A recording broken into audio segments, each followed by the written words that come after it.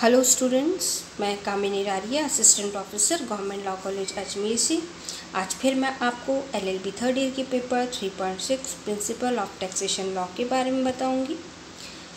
Income tax act 1961 जो हम देख रहे हैं उसमें हमने पिछली क्लास में देखा था डिफरेंट टाइप्स ऑफ असेसमेंट, जो हमारा टॉपिक चल रहा था, जिसमें हमने सेल्फ असेसमेंट और रेगुलर असेसमेंट की पिछली क्लास में हमने बात की थी कि डिफरेंट टाइप्स ऑफ असेसमेंट जब कर का निर्धारण होता है तो किन किन प्रकारों से होता है।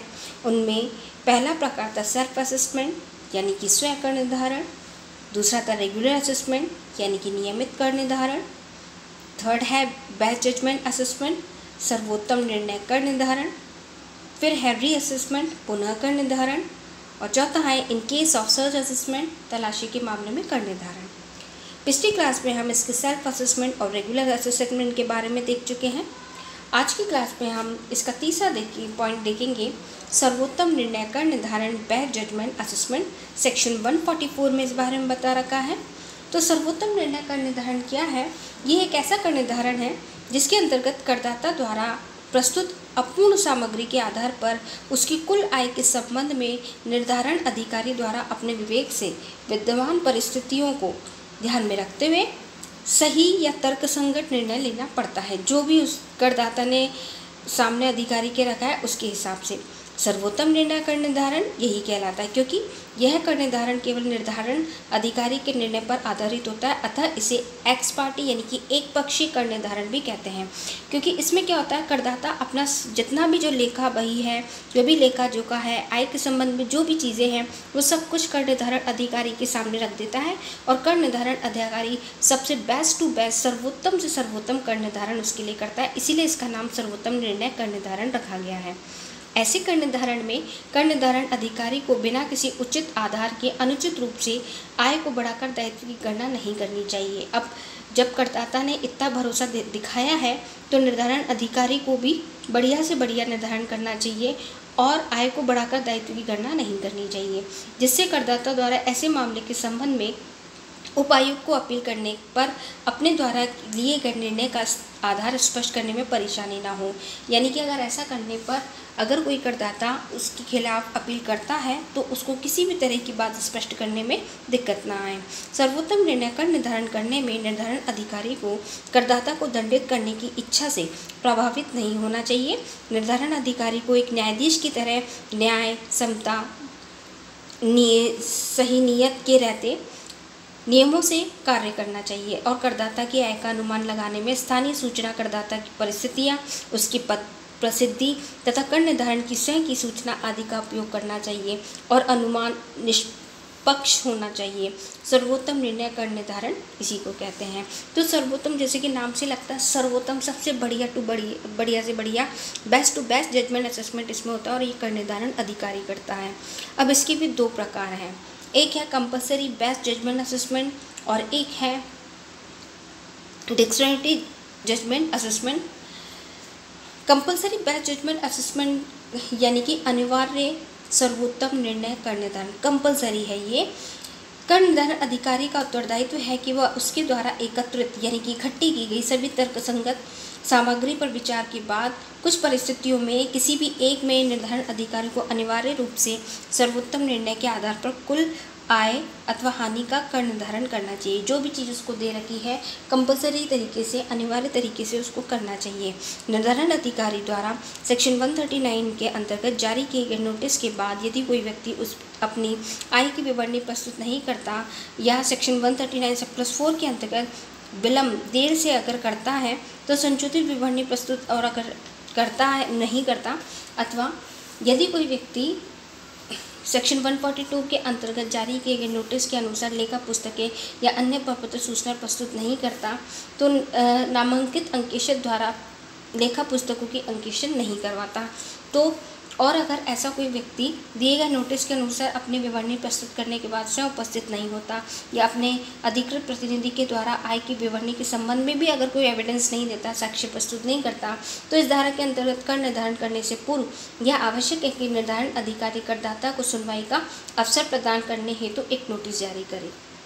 यानी कि समय समय पर जब उसको टाइम पर उसको बता दिया गया है कि आपको इस तरीके से टैक्स पे करना, फिर भी अगर वो नहीं करता तो उसको नोटिस देंगे। लेकिन यदि करदाता को नोटिस पूर्व में जारी किया जा चुका है तो इस धारा के अंतर्गत नोटिस जारी करना अनिवार्य नहीं है, इसलिए इसका नाम अनिवार्य कर निर्धारण रखा गया। अनिवार्य यानी कि कंपलसरी है ऐसे ये कार्य करना।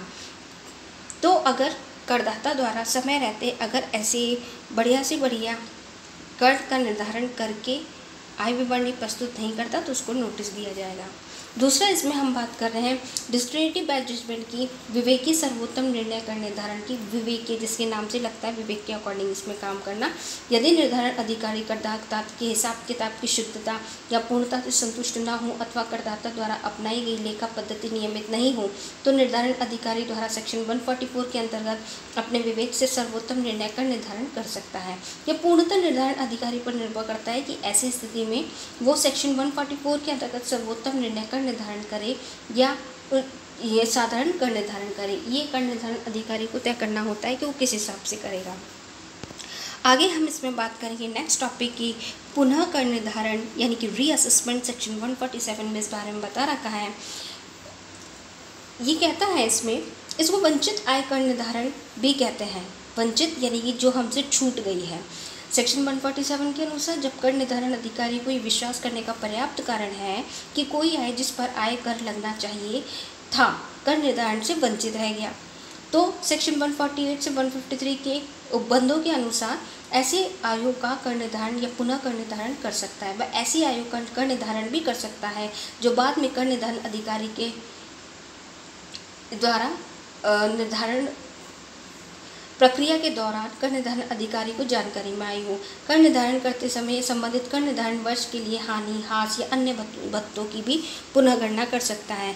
तो जैसे कि नाम से लगता है पुनः वापस, यानी कि एक बार कर निर्धारण कर दिया लेकिन उसमें कोई चीज़ें छूट गई तो छूटी हुई चीज़ों का वापस से असेसमेंट होता है, वापस से निर्धारण अधिकारी द्वारा निर्धारित किया जाता है।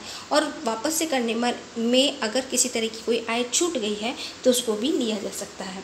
पुनः कर निर्धारण की कार्यवाही के संबंधित कर निर्धारण वर्ष के बाद के 4 वर्षों की समाप्ति के बाद उपरांत नहीं किया जा सकता, किंतु कुछ दशाओं में 4 वर्षों की समाप्ति के बाद भी कर सकते हैं। यदि आयकर दाता द्वारा आय विवरणी दाखिल न करने के कारण कर निर्धारण से वंचित रह गया हो, यदि आयकर दाता द्वारा दिए गए नोटिस के जवाब में आय विवरणी दाखिल न करने के कारण कर निर्धारण से वंचित रह गया, तब तो इसमें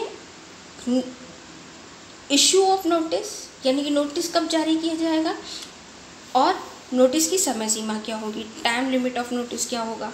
तो हम सबसे पहले हम बात करें इसमें टाइम लिमिट फॉर नोटिस की, तो सेक्शन 149 के अंतर्गत संबंधित कर निर्धारण वर्ष के लिए वंचित आयों को पुनः कर निर्धारण का नोटिस कुछ दशाओं के अंतर्गत नहीं दिया जाएगा। कब नहीं दिया जाएगा? यदि उस वर्ष में कि वंचित कर योग्य आय 1 लाख रुपए से कम है तो संबंधित कर निर्धारण के बाद 4 वर्ष समाप्त हो चुके हैं। यदि उस वर्ष को वंचित कर योग्य आय 1 लाख रुपए या से अधिक हो तो संबंधित कर निर्धारण वर्ष के बाद 4 वर्षों तक, किंतु 6 वर्ष से अधिक नहीं और समाप्त हो चुके हैं, तब यदि करदाता कोई विदेशी एजेंट और एजेंट की भांति कर निर्धारण होता है तो संबंधित कर निर्धारण की समाप्ति के 2 वर्ष के बाद नोटिस नहीं दिया जा सकता। तो यहाँ पे सेक्शन 150 के प्रावधानों के अंतर्गत समय सीमा कुछ दशाओं में लागू नहीं होगी, परंतु निम्न दशाओं में पुनः कर निर्धारण के लिए कभी भी नोटिस दे सकते हैं। जब पुनः कर निर्धारण के लिए किसी अपील या संशोधन के या किसी आदेश या किसी न्यायालय में किसी कानून के अंतर्गत चल रही कार्रवाई के दौरान निर्देश दिया गया है तो नोटिस दिया जाएगा क्योंकि कार्रवाई चली हुई है। फिर यदि अपील संशोधन के अंतर्गत पुनः कर निर्धारण का निर्देश देते समय ऐसे निर्देश में पुनः कर निर्धारण की समय सीमा की निर्धारित कर दिया है तो कर निर्धारण अधिकारी उसी निर्धारित समय सीमा में पुनः कर निर्धारण कर सकता है। तो ये तो नोटिस की समय सीमा हुई, टाइम लिमिट फॉर नोटिस हुआ। लेकिन इशू ऑफ नोटिस, अगर हम नोटिस जारी करने की बात करें तो सेक्शन 148 के अनुसार धारा 147 के अंतर्गत कर निर्धारण पुनः कर निर्धारण अथवा पुनः गणना करने के पहले पूर्व कर निर्धारण अधिकारी करदाता को एक नोटिस देगा जिसमें वो सभी बातें होंगी जिसमें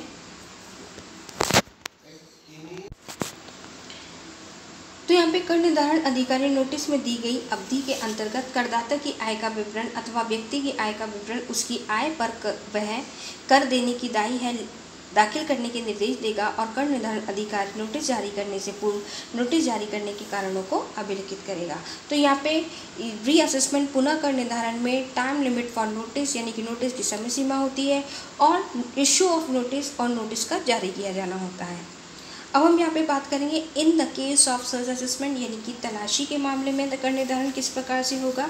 तो जहाँ किसी व्यक्ति पर सेक्शन 132 के अंतर्गत तलाशी की कार्रवाई या 132 सब क्लास ए के अंतर्गत लेखा पुस्तक अन्य दस्तावेज या किसी आस्तियों की मांग के पश्चात निर्धारण अधिकारी द्वारा की गई कर निर्धारण अधिकारी द्वारा ऐसे व्यक्ति को नोटिस जारी किया जाएगा जिसके अनुसार करदाता को तलाशी वाले कर निर्धारण वर्ष से पूर्व के 6 साल के विवरणी विहित प्रारूप में नोटिस में विशिष्ट समावधि के भीतर प्रस्तुत करनी होगी। निर्धारण अधिकारी ऐसी प्रस्तुत विवरणी दस्तावेज लेखा पुस्तकों आदि के आधार पर प्रत्येक वर्ष के लिए कर निर्धारण या पुनः कर निर्धारण कर सकेगा।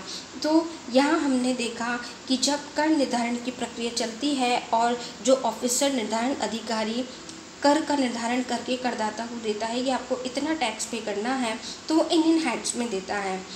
और ये जो हमने लास्ट वाला पढ़ा सेक्शन 153 सब क्लॉज ए में तलाशी के मामले में, तो इसमें भी कर निर्धारण अधिकारी द्वारा दिए गए आदेश के अकॉर्डिंग तलाशी ली जाएगी, तलाशी के लिए नोटिस दिया जाएगा और उसके बाद कर निर्धारण किया जाएगा। अगली क्लास में हम नए टॉपिक के साथ मिलेंगे। Thank you students.